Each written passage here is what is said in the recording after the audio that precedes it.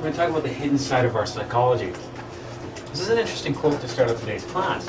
Everyone has created a portrait of themselves, a portrait of an honest, charitable person, or insert an honest, charitable what it is that you think about yourself.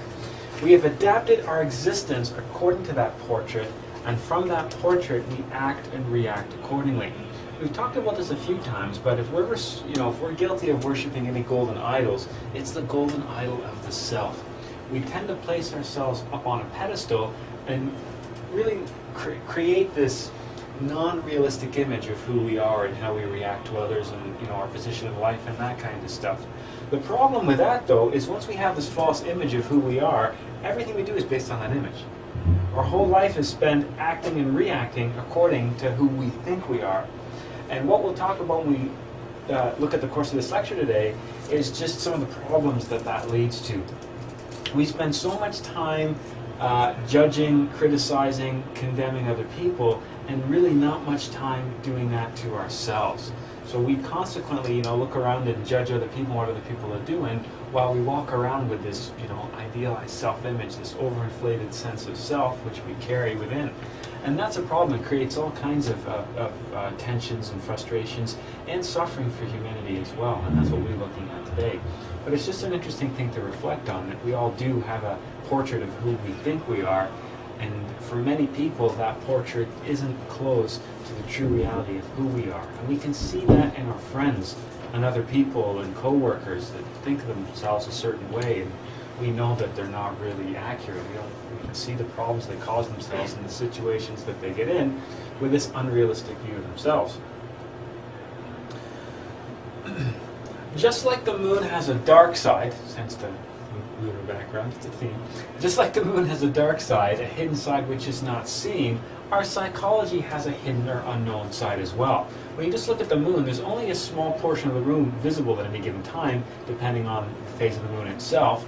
But the other thing to remember is because the moon basically rotates at the same rate as the Earth, we never really get to see the back of the moon. The moon always presents the same face to us. We have no idea what's going on the other side. Well, now we do, of course, when we're going around and taking pictures of it.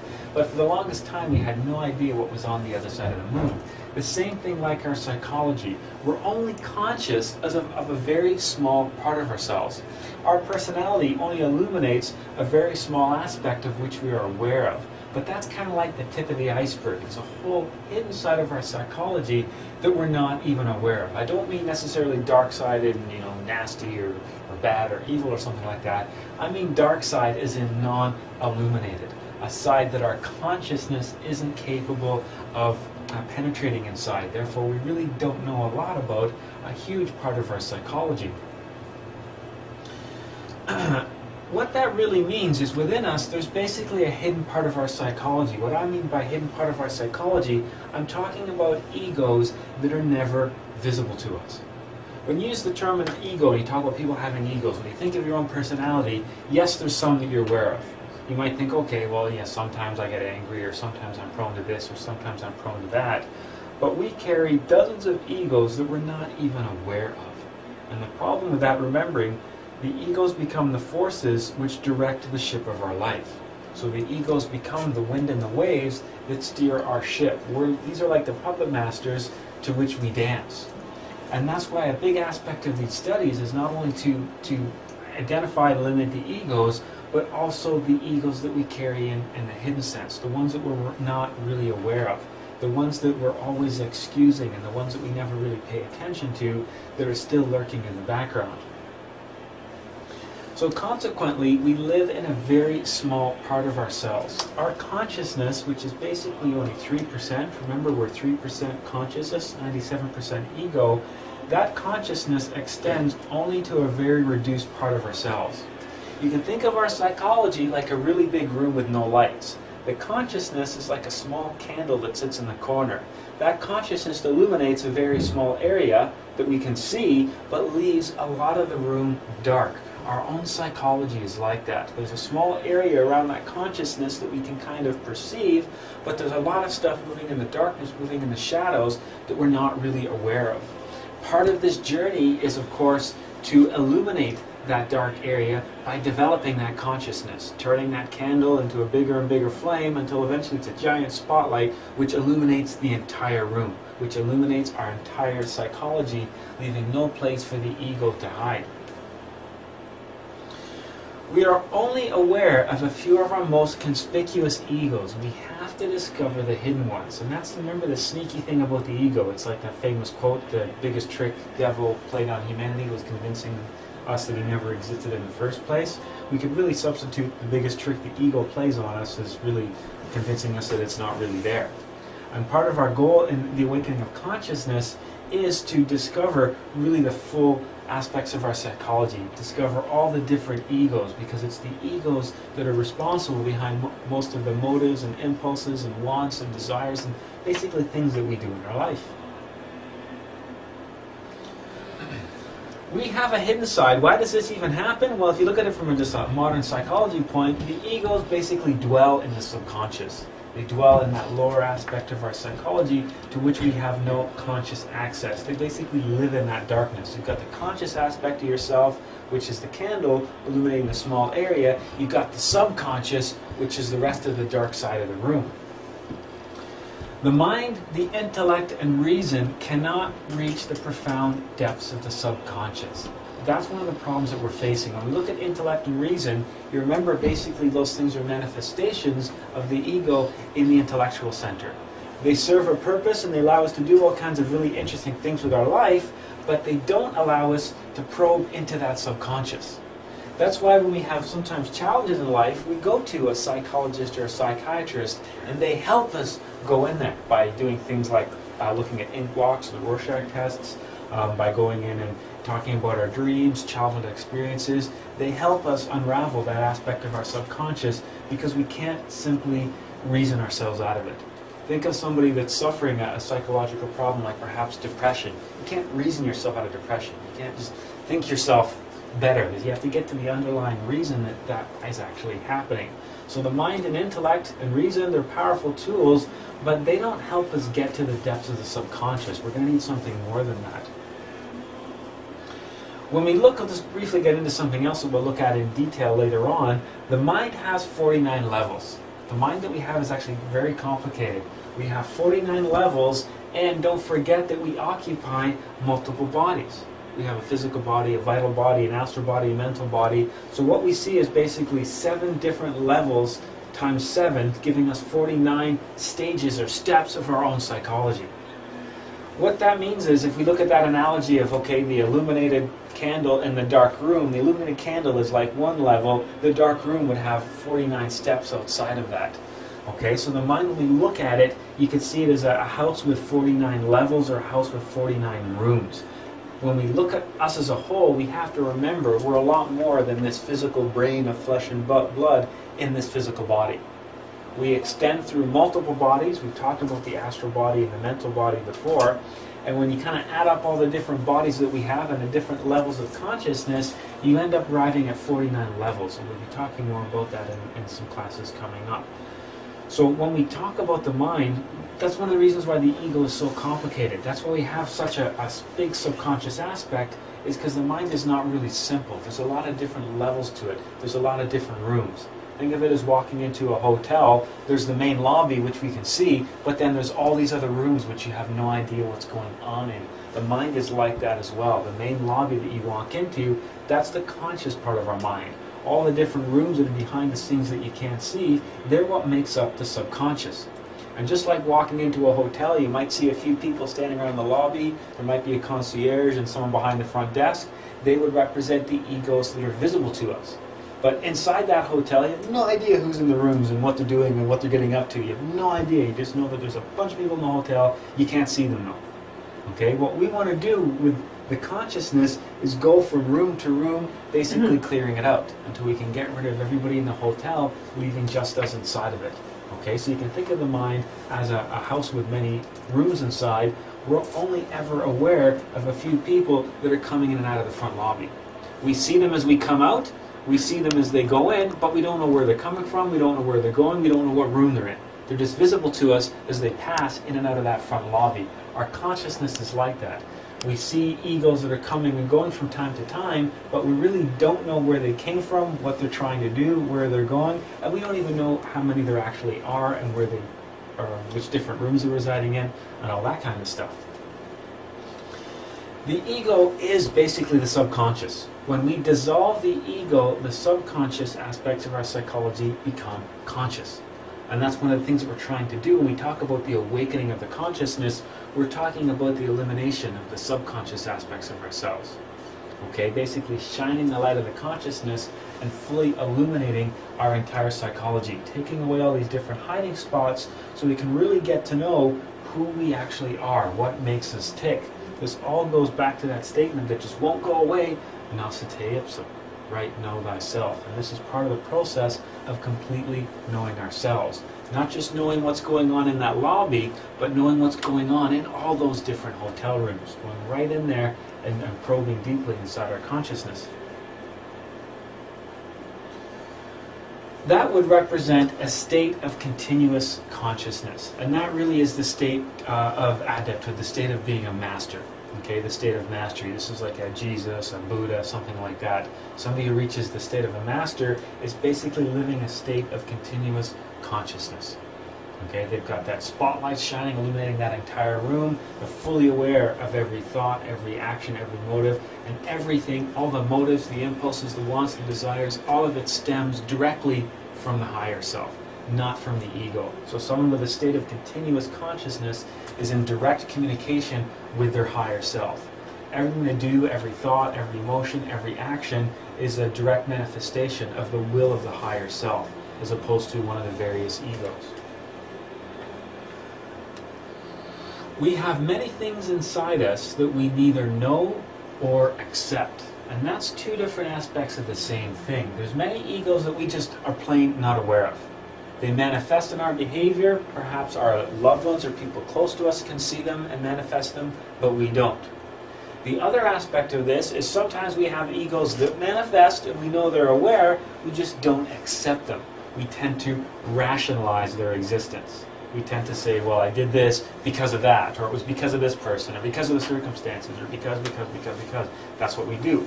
Most people inherently aren't bad people. They don't want to do bad things. But many people end up hurting a lot of other humans with their actions and then rationalize it later. Like they had no choice, or the circumstances deemed it, or they just weren't paying attention or even sensitive to their actions among other people.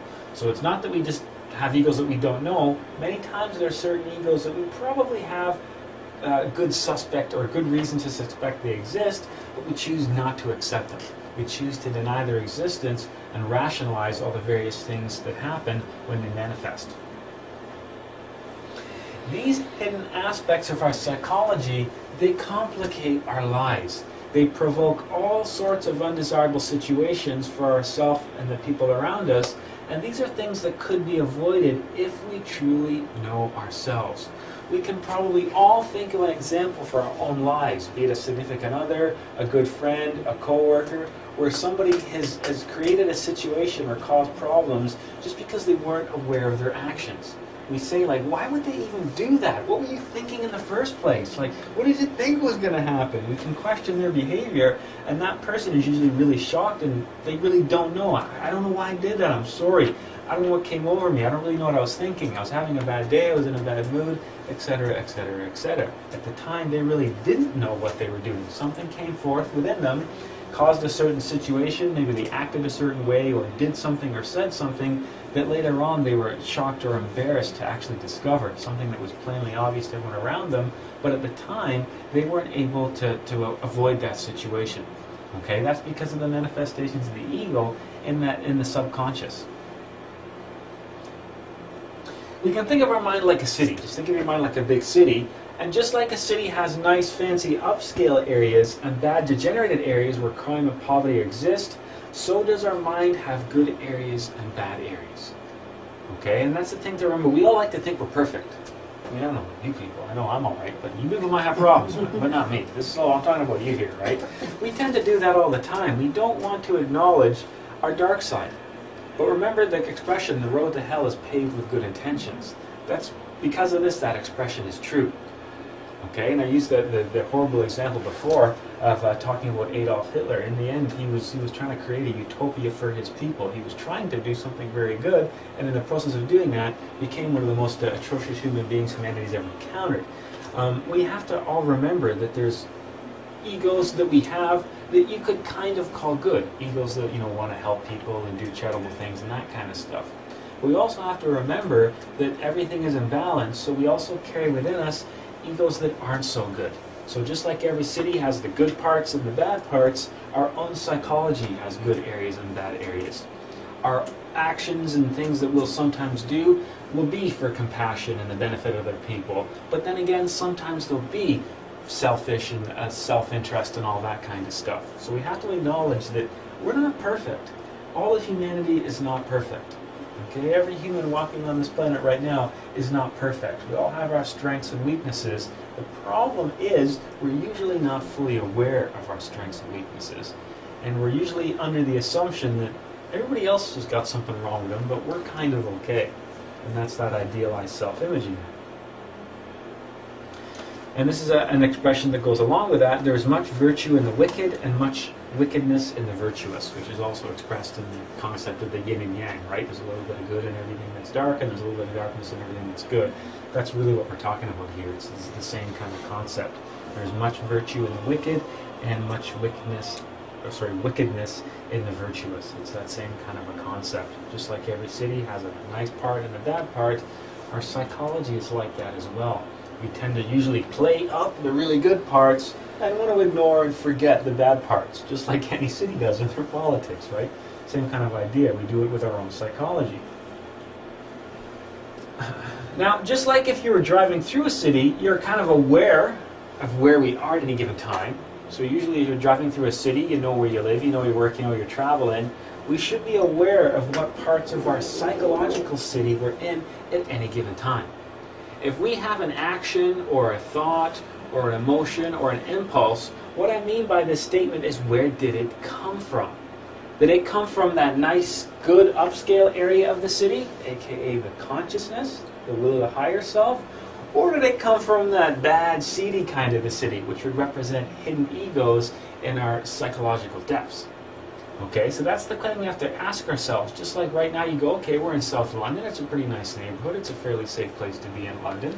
We feel comfortable in this area of the city.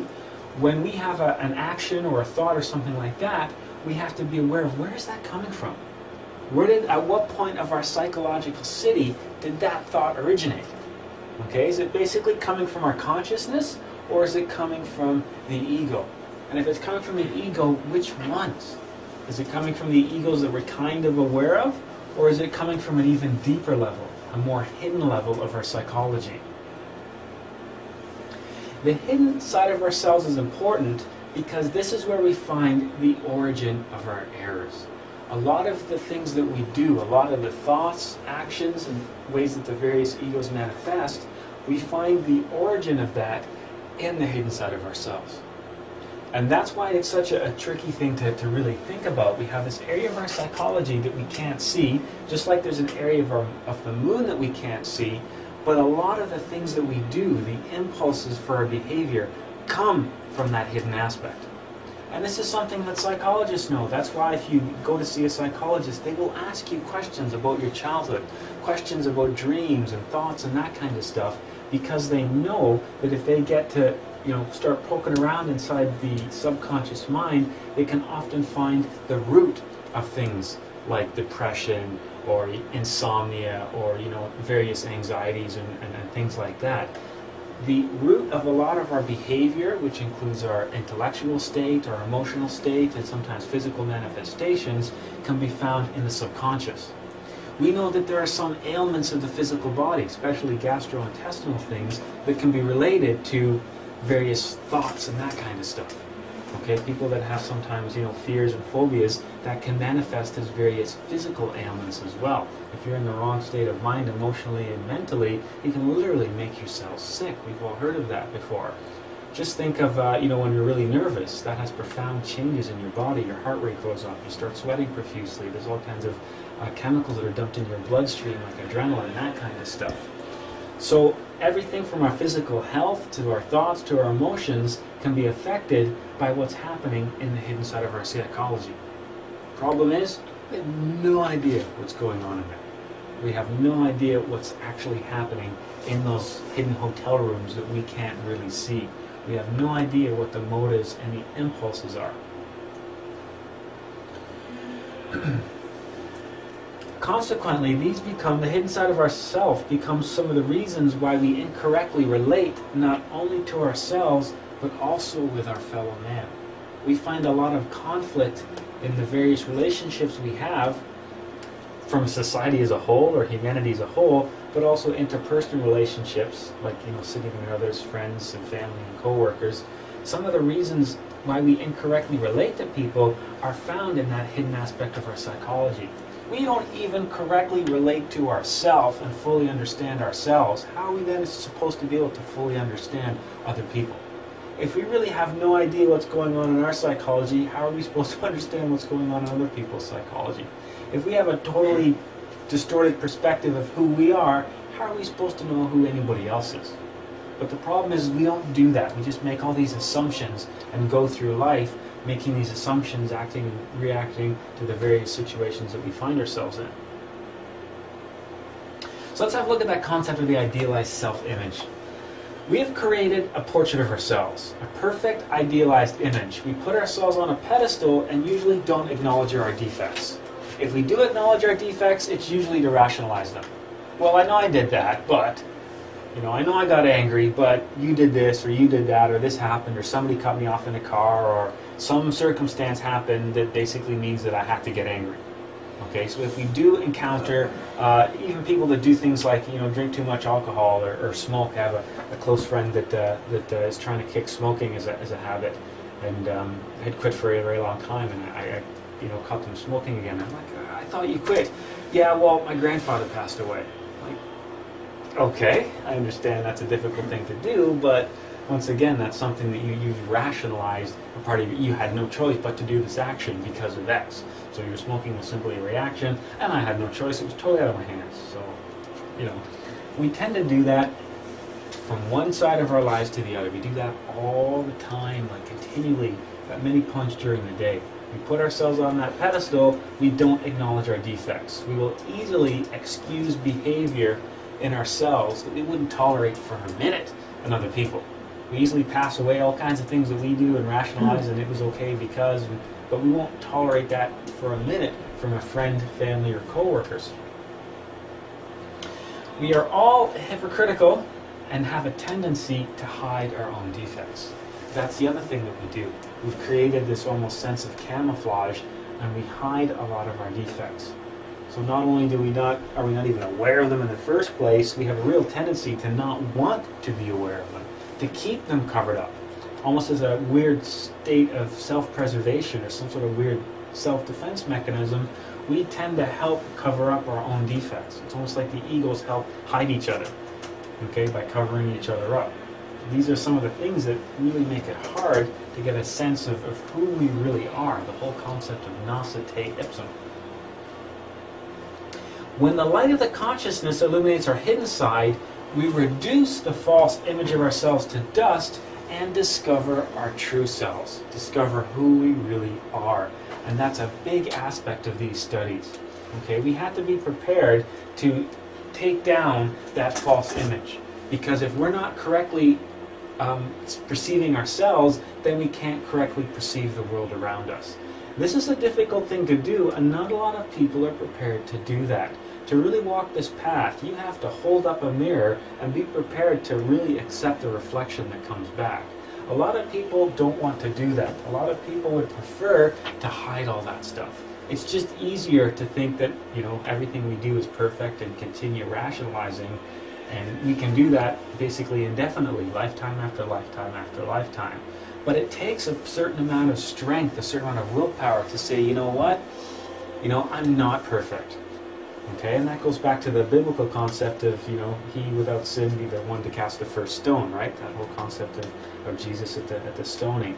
And that there's a lot of messages there that pertain to what we're talking about right here. we all perceive ourselves to be perfect. It's other people that are the problem. It's other people that need to be judged and condemned and put in the right place and sorted out and all these different words. We very rarely want to do that ourselves. But when we really walk this path to the awakening of the consciousness, we have to be prepared to do that, to really closely examine our own psychology, to look at ourselves honestly without judgment and work towards changing who we are.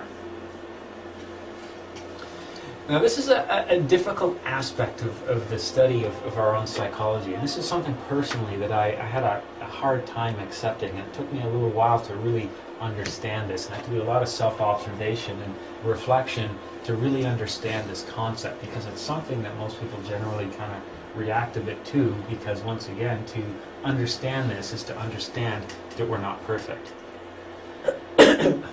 We project the unknown, unconscious side of ourselves onto other people and then see it in them. Okay? Because we all carry the same egos. So we project that unknown, unconscious side of ourselves onto other people and then see that hidden side of ourselves manifesting in others. A way that really helps to understand this statement is this one here. That which we so much criticize in others is the same thing which lies in the hidden side of ourselves that we neither know nor want to recognize. We're all humans. We all have the same defects. So next time somebody does something, rather than going, what were they thinking? Like, what were they getting off saying that? Rather than criticizing other people, next time we see something in somebody that bothers us, instead of criticizing, condemning, and judging them, why don't we look inside ourselves to see if we've ever done that behavior, if we've ever manifested that particular action or emotion or what it is they're doing. Okay? Rather than you getting angry and me judging, going, I don't know what your problem is. Like, what are you flying off the handle for? Like, yeah, what's your problem? Rather than doing that, wouldn't it be better for me to go, wow, he's really angry. Man, have I ever been really angry? I was angry the other day. Yeah, anger's a really tough ego. It makes you do all kinds of, blah, blah, blah. We see others as we really are. The defects we criticize in others also exist in ourselves. Hence, he who is without sin cast the first stone. That's that whole story that Jesus was trying to tell us.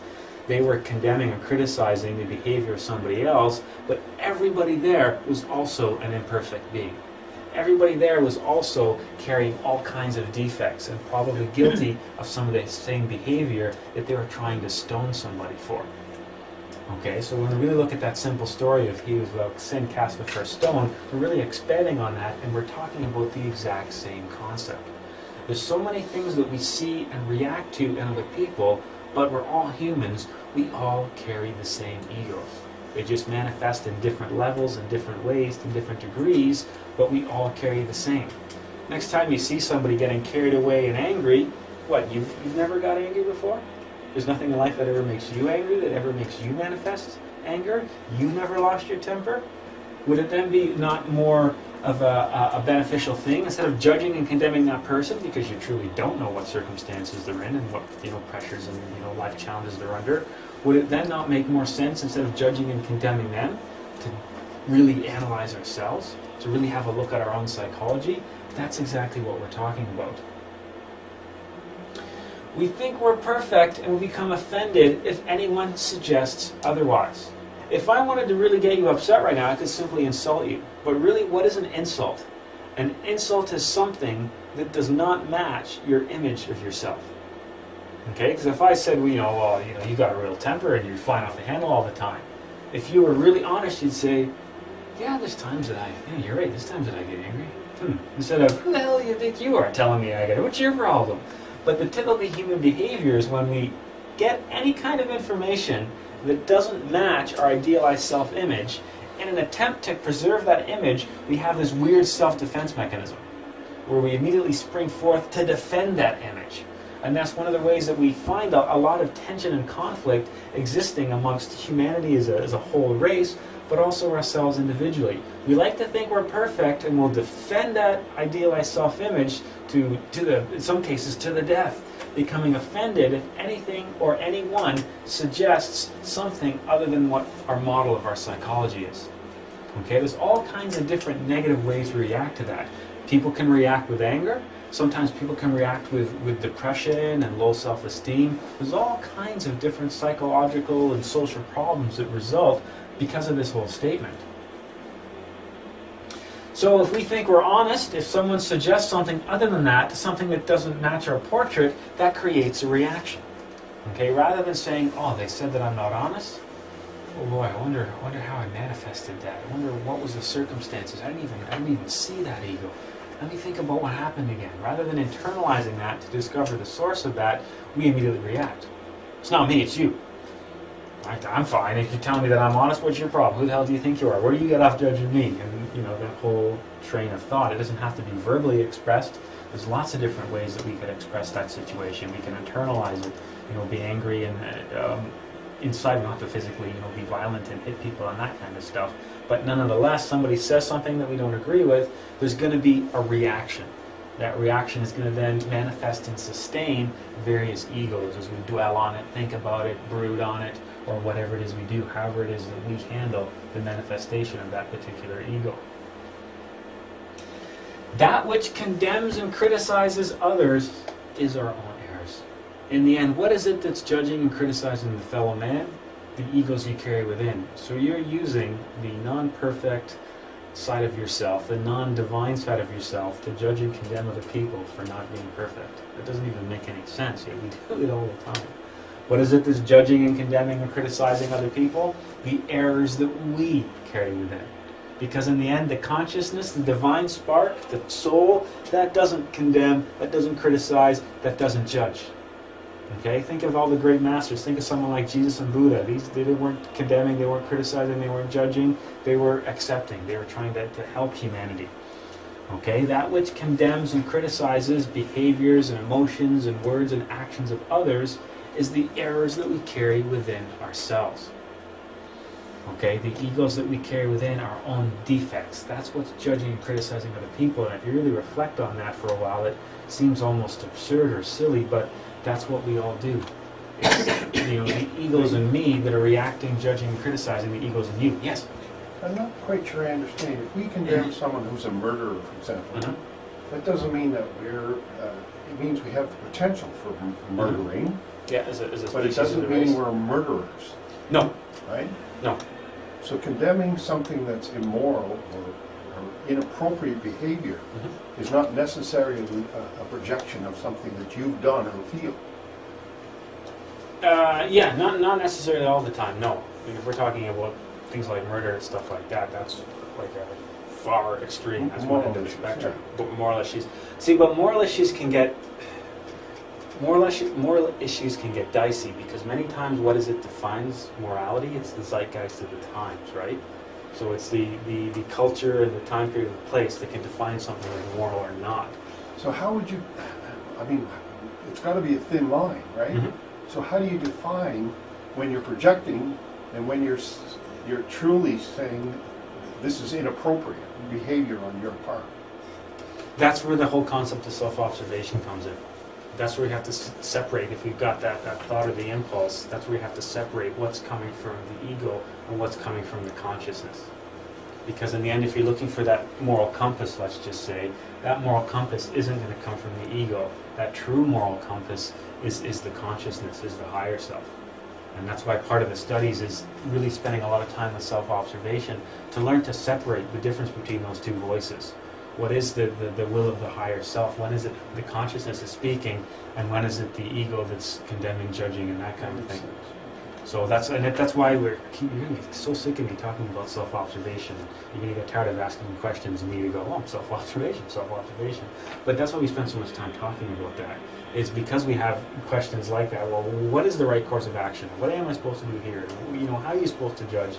And the answer to all of that is really working towards eliminating the ego and developing that consciousness, because in the end it's the consciousness that's going to then be able to manifest, and it's the consciousness that we then can use for guidance, and it's the consciousness we can use for the moral compass and use to steer the ship of our life.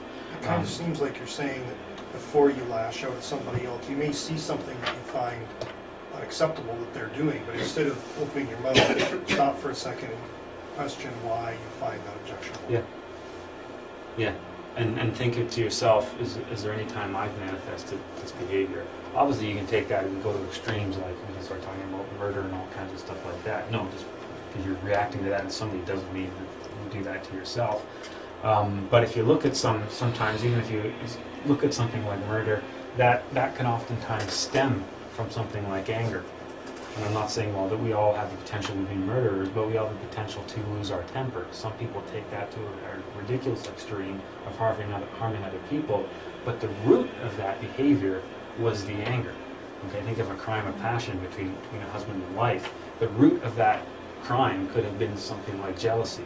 That's something we all have the ability to carry within, right? The whole concept of, we who is without sin cast the first stone, that kind of idea that we're not saying it's okay for people to do things like that, but we all carry the same egos. We all carry those same things within. And it would be more of a use to ourselves to really look inside our own psychology than it is to condemn and judge others. A famous thing, or not a famous thing right now, everybody's talking about money and finances and people getting raises, especially among public workers and that kind of stuff. If you're not on the receiving end of that raise, you're judging and criticizing, condemning. If you're the one getting on that raise, you'd be justifying and saying why it was required and that kind of stuff. We tend to do things like that all the time. If it's not happening to you, then this is a problem because, and people shouldn't get paid this much and that kind of thing.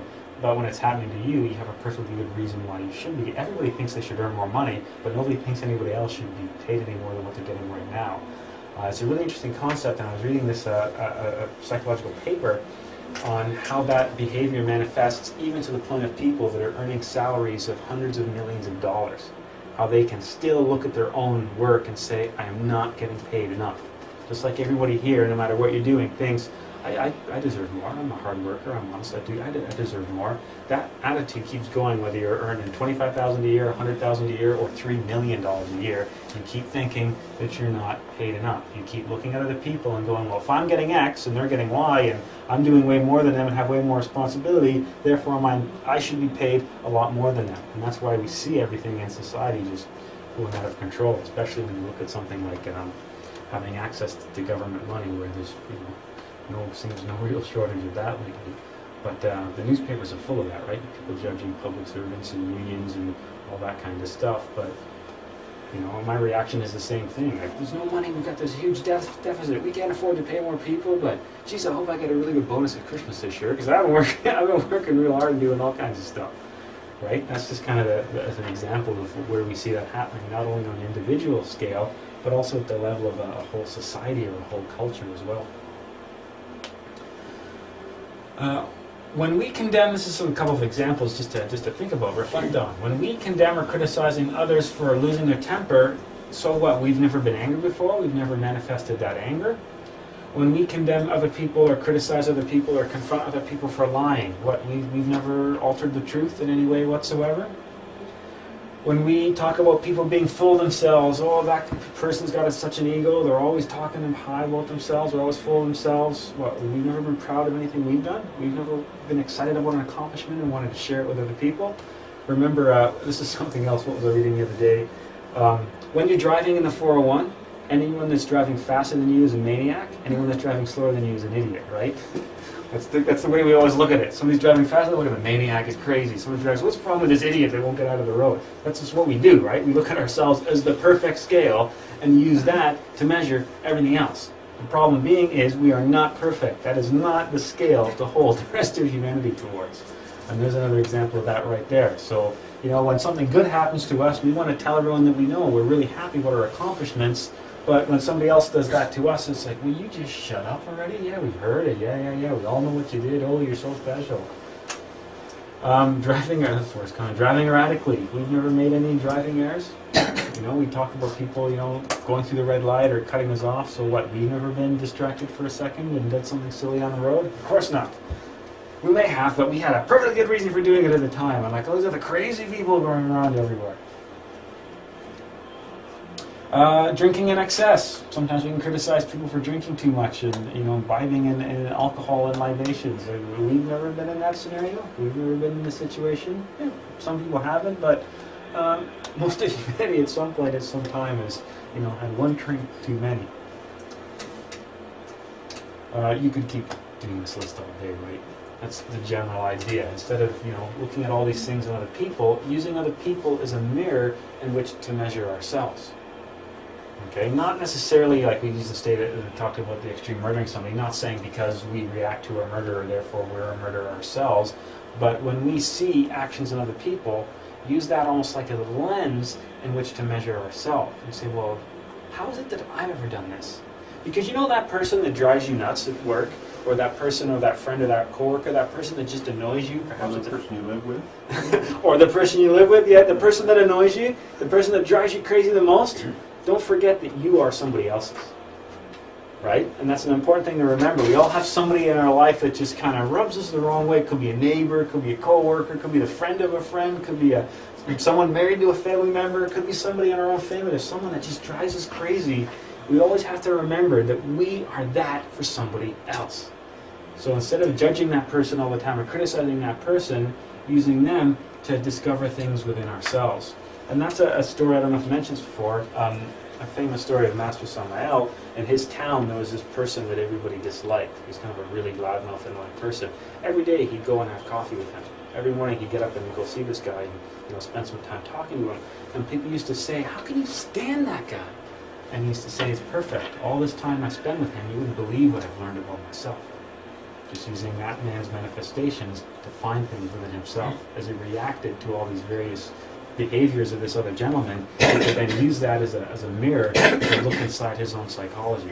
It's like we can't look inside our own psychology directly, but we can use other people like mirrors to see what we are. That's basically what we're talking about with this. I have a story that speaks to that as well. Sure.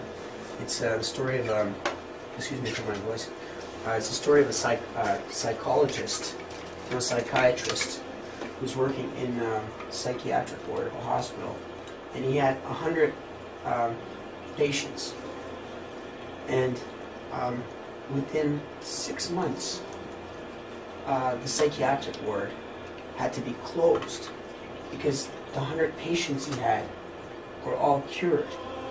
And so they asked the psychiatrist, how on earth did you cure everyone in such a short period of time? And he said, I dealt with each patient, the issues of each patient. I sought to see what that patient was reflecting in myself.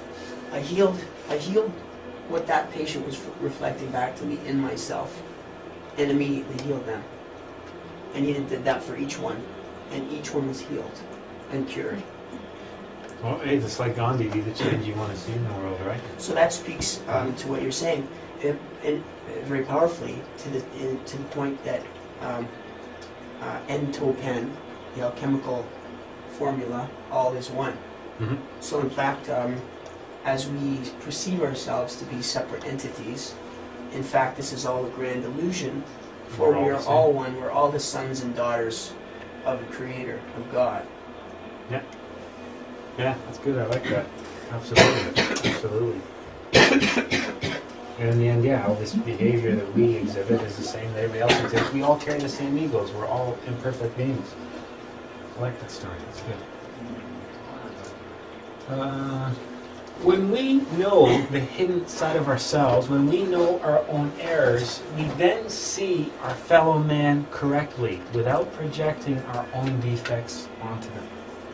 Okay, when we really get to know who we are, when we're able to know that hidden side of ourselves, then we're actually able to see our fellow man correctly. We're not able, or we're in a state of consciousness where we no longer react to other people.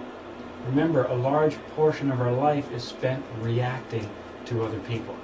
And other people bring out all kinds of types of thoughts and emotions and manifestations of various sorts within ourselves. When we're able to correctly relate to ourselves, then we're able to correctly relate to other people. When we're basically able to illuminate the hidden side of our psychology, when we see ourselves in a correct light, then we see other people in a correct light, which once again goes to the story you were just talking about, working with yourself and then seeing changes manifesting in other people. So for example, if I have really studied anger, if I have worked towards eliminating the ego of anger within myself, if I have observed, comprehended, and eliminated anger within myself, if I'm aware of its existence, if I know how it's caused, if I understand the effects it has, then I will understand the manifestation of anger when I see it in others. If I truly comprehend anger within myself, I no longer react to anger in you. Okay? Because normally we see people getting angry. There's a reaction there. You know, who does that person think they are? How dare you say that to me? We have a reaction, and then they react, and we react, and situations escalate. This is one of the things that allows us to basically not identify with somebody else's manifestations of ego. If we truly comprehend an ego, we no longer react to that manifestation of ego in other people. I've told you this story before, probably, of Buddha meditating under the tree. Buddha sitting there meditating. Somebody walks by and starts insulting him, making fun of him. You look like an idiot sitting there under that tree. Why don't you, get a real job, sit around meditating all day? Buddha simply stopped meditating, opened his eyes, looked at the individual and said, "My brother, what do you do when somebody gives you a gift that you don't want?" And the guy that's insulting Buddha says, "Well, you just tell him to take it back." And then Buddha says, "Well, please take your gift and leave." And goes right back into meditation. Okay? He didn't see the need to react to the insults or things that were being said to him because he comprehended his own psychology. Okay? He made a decision or made a choice not to accept or identify with the emotions and things that were being directed at him. Okay?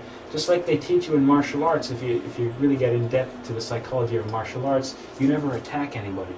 You just choose to not receive their kicks and punches and return them to them. You're just returning your energy back to them. It's the same kind of a thought here. Once we truly and comprehend a particular ego, we then accept and tolerate this behavior in other people without reacting to it. Okay, so that's why somebody like a Jesus or Buddha could be surrounded by all these different types of, egos and that kind of stuff. This is how somebody like Jesus could be, condemned to death without really protesting or saying anything during the whole proceeding. Okay, and simply not reacting to the manifestations of ego in other people because we truly understand them within ourselves. Okay, when somebody gets angry, if we truly understand anger, we can almost take like a quasi-sympathetic view of, well, I've been there, I've been angry too. Anger's a tough one. Anger really, gets you going, and it makes you say stupid things, makes you do bad things, and makes you lash out at people like you're doing to me right now, but hey, it's just an emotion, it'll pass. And then I'll come back and talk to you when the emotion's passed, and we can, go on to solve the problem, rather than reacting and becoming offended and lashing out in turn and all that kind of stuff.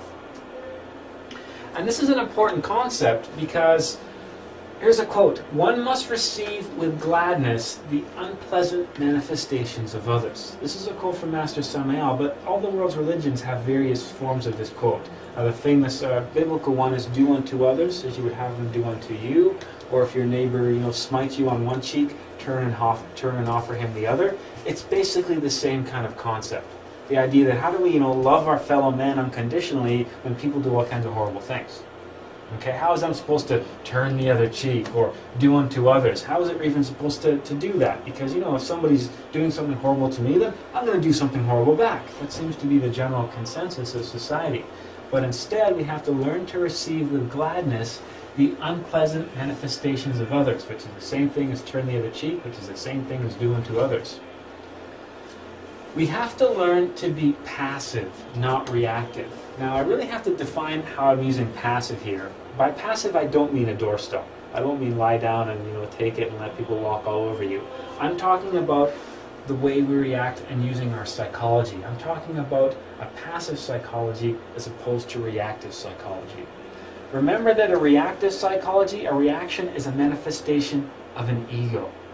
To be passive is to use the consciousness, to stay in the here and now, in the present moment with awareness. Okay, where we're not simply reacting, but we're not responding to the other person. Okay, which means we're not allowing the other person to push our buttons and control us. It doesn't have to be a person, it could be a situation. Our car won't start, our computer crashes. Okay, be passive to the circumstances of life, not reactive. To be passive is to work with the consciousness, to stay in the present moment. To be reactive is to respond with an ego. to get sad, to get angry, to get frustrated, to get nervous, to get anxious, to be afraid. Those are reactions. Okay? In order to receive with gladness, turn the other cheek, we have to learn how to activate that aspect of our psychology. When we are reactive, that means we're identifying with the egos. If you say something which offends me and I react with anger, I've identified with an ego. I've allowed that ego to manifest, and then perhaps it's making me say things, making me do things, whatever. When we react to something, when we identify with an ego, we feed and we strengthen that ego. Yes? Sometimes we can like handle situation alive, like you said last week.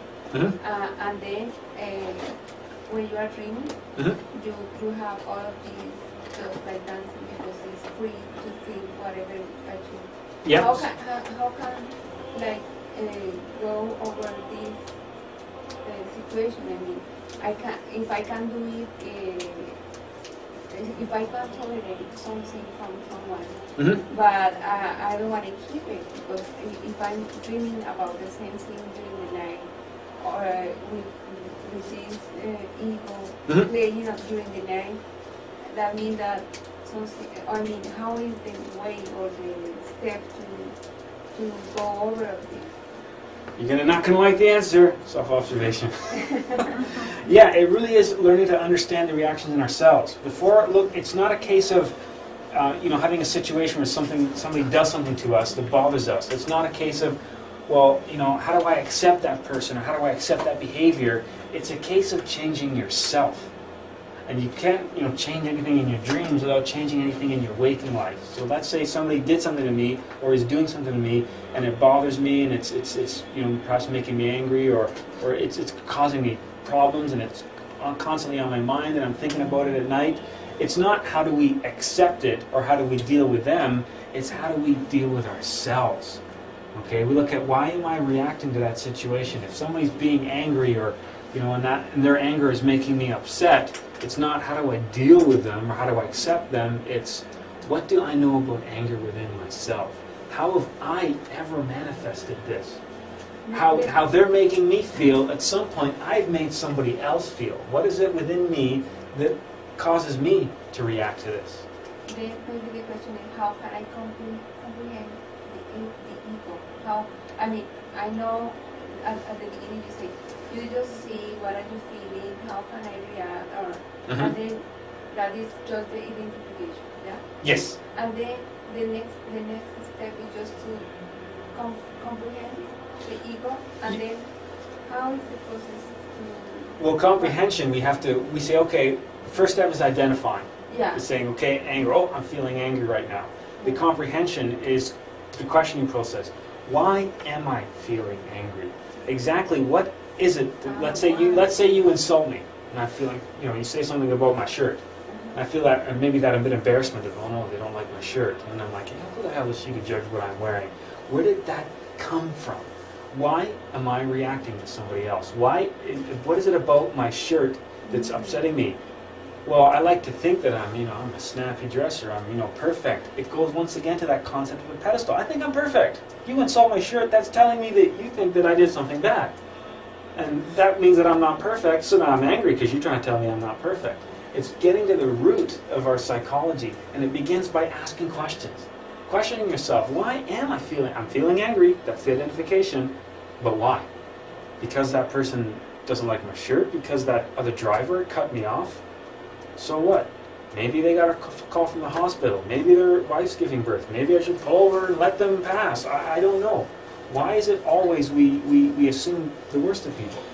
It's just questioning that whole process, and doing that allows you to arrive at revelations about yourself. And that's the problem. I can't tell you all that stuff. You have to discover that for yourself. Remember my silly story of standing in Walmart and watching the old lady pay with the change. My reaction of, I'm going to be late for I can't believe. Why? Why am I doing this? Because who am I? So I'm going to be 2 minutes late for work. So what? That, I should be looking at her with compassion. She's paying a change because maybe that's all she has. And I have the luxury to, pay with lots of bills in my pocket. Why am I reacting? Why am I identifying with that negative emotion? Look at all these people in the line. Everybody's directing all this negative energy at that poor woman. That's karmic. That's negative energy that you're directing out in the universe. It's going to come back to you at some point. It's just questioning that psychology, and you have to arrive at your own conclusions. And for me that day with the lady at Walmart, it was, I reacted like that because I think I'm better than her. Because I think I'm more important, because she is making me late, and I have places to go because I am very important. And then you realize, who am I? Who am I? And I'm a grain of sand on a beach. I'm a drop from a big ocean. I'm just like everybody else. I'm no more important than she is, and for all I know, she's going to go on to do something more important and significant to the whole of humanity than maybe I ever will.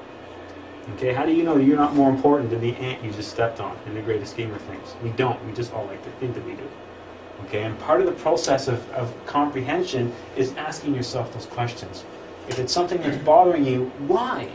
Why is it you? Why are you dreaming about it? Why are you thinking about it all day? Why is it upsetting you, or making you tense, or making you angry, or making you afraid?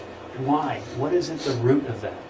And it's just, whenever you're questioning, whenever you're going why and what's happening, then you split yourself into the observer and the observed. And when you split yourself into the observer and the observed, you're staying in that present moment by going, why is this happening? Specifically, what is it that's upsetting me? That's staying in the present moment. That's not giving in to that anger or that fear or the jealousy or the frustration and letting it take you somewhere else, but you're standing firmly in one spot and saying, what's going on here? Why? Not simply letting the ego take you for a ride, but staying firmly planted in the present moment and questioning all that sort of stuff. That's comprehension. Yes?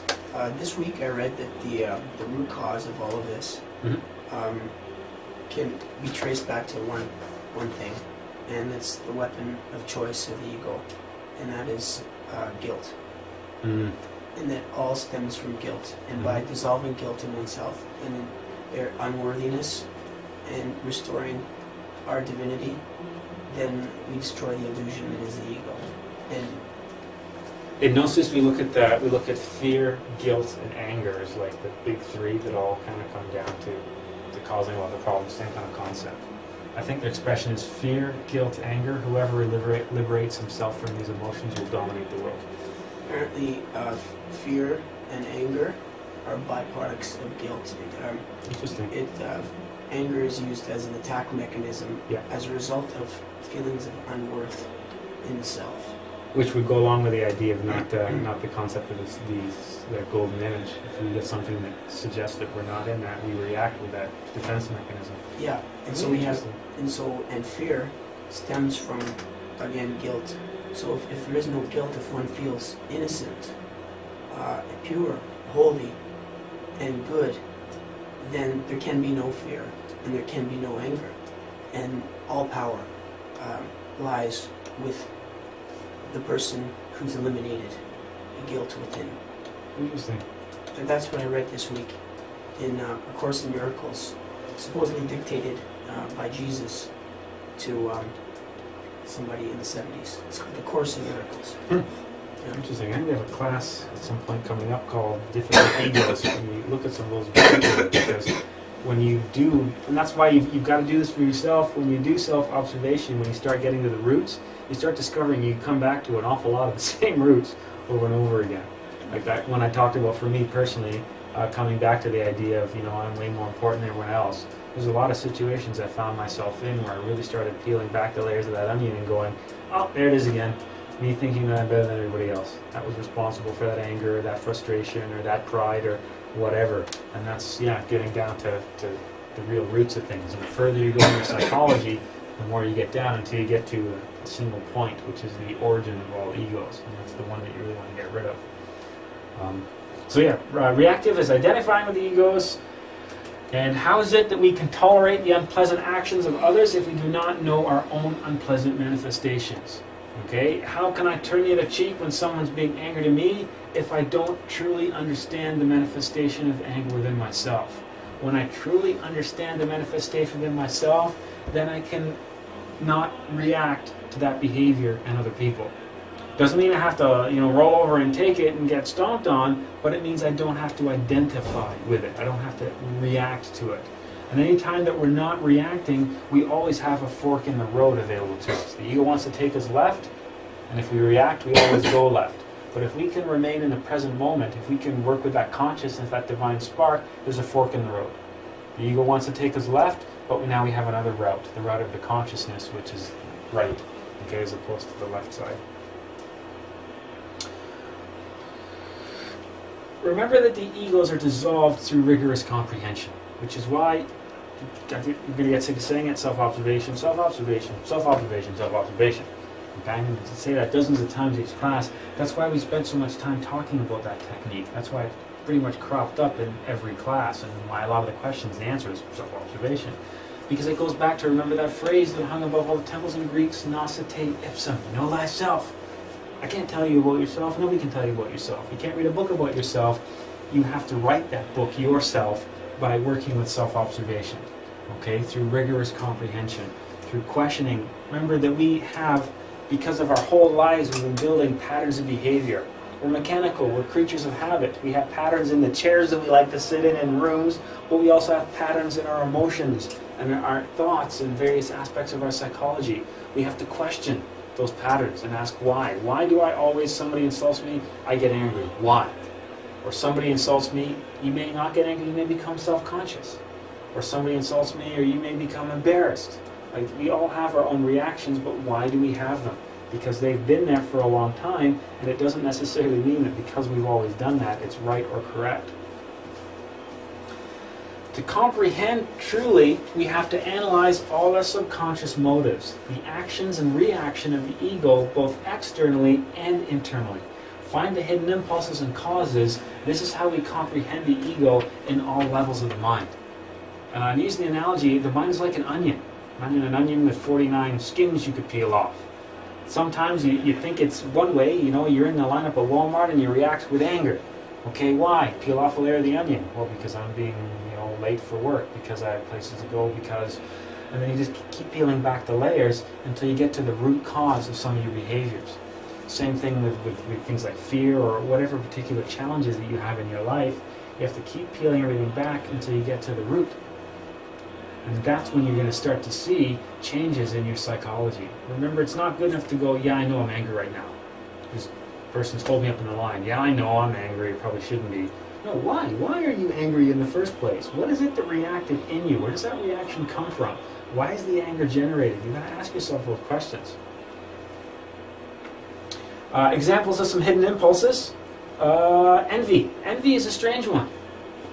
That's the source of the fuel which drives our materialistic society. We all want more stuff. Why? Because I have to have better stuff than you. Why? Because I'm better than you. Because my golden idol of myself says I am. And if I'm better than you, I have to have more things, make more money, have a nicer car, have a more attractive partner, have better children, have a better lawn.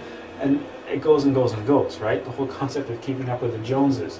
The result of that is us trying to measure ourselves against other people. Okay, we have that idealized self-image, and I'm better than you, and you better not do anything that suggests you're better than me, because that doesn't agree with my model, because now I'm going to have to do something to correct that. So you get a better car, oh, you got a better car than me, damn, I'm going to have to get a new car now, because I can't have you having a better car than me, because that might mean you're not, or I'm not better than you, and we do silly things like that at a subconscious level. And it's kind of, funny that the stories I'm telling, it's kind of almost comical to listen to them, but that's what we do. That's what a lot of society does. People working so much overtime that they neglect their families and their children and cause marital problems to get what? More stuff. More cars, more hobby things, more stuff in our house. None of it we can take with us when we go. And it's all a big illusion and distraction. So envy is a really strange one to study. Self-importance. Self-importance you can often trace back to anger, impatience, pride, frustration, jealousy, all that kind of stuff. Okay, so these are examples of impulses that aren't visible straight away. We see somebody, our neighbor pulls in with a nice new car, we feel that jealousy or that frustration or that displeasure. Why? Where does that come from? And these are really interesting ones because these are some of the ones you keep coming back to. And then that was interesting talking about guilt. So you could even work that into here, right? Looking at the guilt as being the root of a lot of things too. That's what I mean by comprehension. That's what I mean by self-observation. Not seeing these and going, yeah, that makes sense, but finding it yourself and going, okay, I see it. I see that I was doing that because of self-importance or because of guilt or because of fear. We have to remember that life is an extraordinary psychological gymnasium. We're put here for a purpose. Everything that happens to us, every person we run into, every obstacle, every hurdle in our life is there for us to learn something about ourselves. Remember the whole concept of return and recurrence. We keep living the same life over and over again with karma placing obstacles in our path to correct that behavior, to allow us an opportunity to perfect ourselves, allow us an opportunity to eliminate an ego and finally free our consciousness, allowing it to ascend back to the source, which is what it was supposed to do in the first place. We can go back to the source of all things, back to God, to Allah, the void, Zen, whatever you want to call it. It's all really the same kind of an expression. In relationships with our fellow man, fellow humanity, the defects that are hidden in the subconscious depths flourish spontaneously. Okay, that's why if we use people like a mirror, we can use that to reflect aspects of our own psychology, things that we would never really see unless there was something to bring it out. If we're trying to work with self-observation, we can catch those defects and then meditate on them to discover their causes and effects. So rather than standing there condemning, judging, criticizing, reacting to other people, we can use the manifestations of other people like a mirror to then search within ourselves for that behavior. Because every time, we react to somebody else, we've then directed that and somebody else has reacted to us. So if someone's making us angry, at some point we've made somebody else angry. We carry the same things inside all of us. We're all the same. We all carry the same things. We just don't really see them and don't really observe them in ourselves to the extent that we can observe them in other people. We want to work towards changing that. Okay, using other people as a mirror to search deep within inside of ourselves. We must self-observe constantly, that's what we're striving to do, and before criticizing others, criticize ourselves. Okay, instead of using that time and mental effort and the various energies to criticize and condemn other people, direct that internally and use it as an opportunity to learn more about ourselves. It is more useful to stop criticizing others and use the opportunities for self-discovery.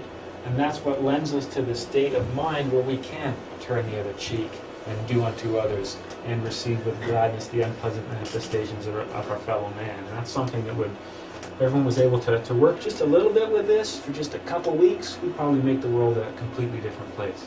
If everyone was able to really understand that concept and work with it. We need to examine ourselves and discover that which we criticize in others also lies within ourselves to varying degrees and varying extents. Okay, we all have the ability to get angry and get jealous and that kind of stuff.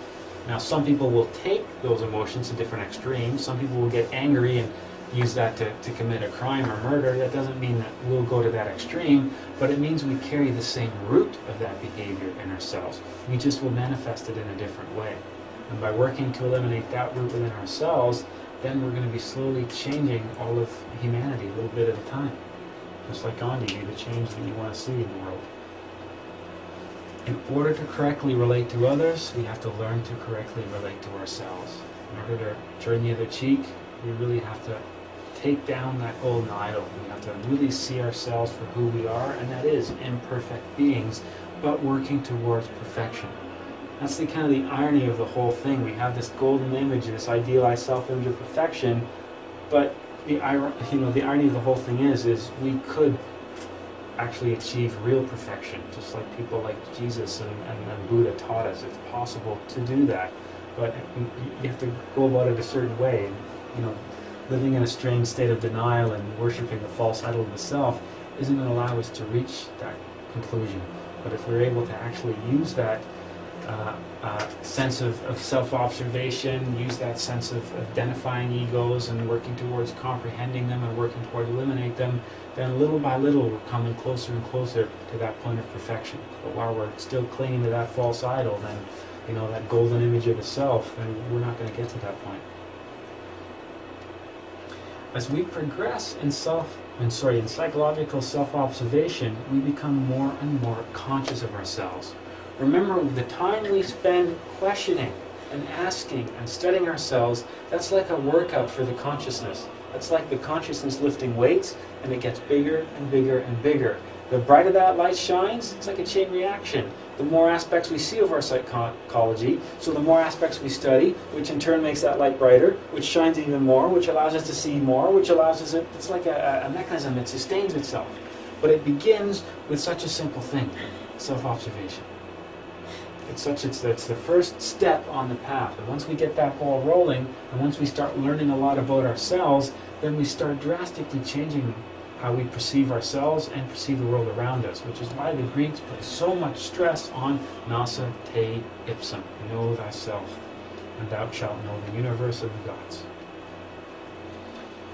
When we start to create a realistic portrait of ourselves, we change the way we view the world and others around us. And it all begins with the self. We've got so many people running around trying to make the world a better place by telling other people what they're doing wrong. Trying to make things better for other people, but if everyone just took a different point of view and made themselves better, then we'd make everyone else better in the process, which goes to your story.